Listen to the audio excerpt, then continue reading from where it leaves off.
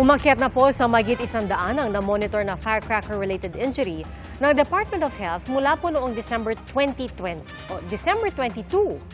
Saksi, si Marisol Abduraman. Handa na ang mga gamit sa Jose Reyes Memorial Medical Center para operahan ang mga masasabugan ng paputok sa pagsalubong sa bagong taon. Pag nandito na sa fireworks-related injury area ang biktima, agad titingnan kung gaano katindi ang kanyang tama. Kapag unstable, dito sa high priority. Pero pag stable naman at nangangailangan ng karagdagang atensyon medikal, dito naman sa medium priority. Dalawa na ang naputulan ng daliri na isinugod sa ospital. He came here with injuries to the face, abdomen, saka wala na siyang thumb. Nung pinaputok niya siguro, he held it close to his body, so tinamaan yung buong katawan niya. May isa na fingertip lang, dulo lang ng daliri, no? It was a minor surgery. Simula December 21, 11 fireworks-related incident ang naitala sa ospital. Mas mataas kumpara nung nakaraang taon.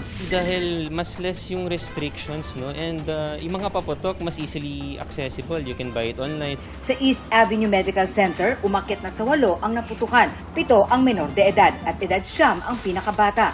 Ayon sa Department of Health, mahigit 100 na ang kaso ng firecracker-related injuries mula noong December 22.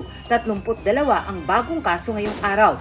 Payo ng DOH, kahit anong laki o liit ang sugat dulot ng paputok, magpunta sa ospital dahil kailangang turukan ng anti-tetanus. Kung meron po tayong dumadaloy na dugo sa sugat, ito po ay gamitan natin ng malinis na tela at lagyan ng konting pressure. Medyo diinan po natin ng konti para hindi siya sumirit.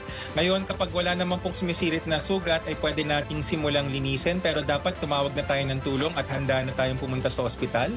Tayo ay maglinis ng sugat gamit ng malinis na tubig, clean running water. Kung meron pong bahagi ng katawan na kumalas at nahulog sa paligid-ligid, kunin po ito, ilagay sa malinis na plastic at balutin ng plastic, selyohan, balutin ng isang manipis na tuwalya at saka lagyan ng yelo. Huwag pong idiretso sa yelo ang bahagi ng katawan na naputol. Bukod sa mga biktima ng paputok, binabantayan din ng DOH ang mga tinatama ng stroke, atake sa puso at asthma. Mula December 21, may 71 kaso ng acute stroke, 41 kaso ng acute coronary syndrome at 46 na kaso ng hika. Magkakaroon din tayo ng mistulang parang ashfall kapag tayo ay gumamit ng maraming paputok at ang pulbura ay nasa hangin. Kung gumagamit kayo ng inhaler, siguraduhin niyo po na may laman po ang inhaler. Para sa GMA Integrated News, Marisol Abduraman, ang inyong saksi. Mga kapuso, maging una sa saksi. Mag-subscribe sa GMA Integrated News sa YouTube para sa iba't ibang balita.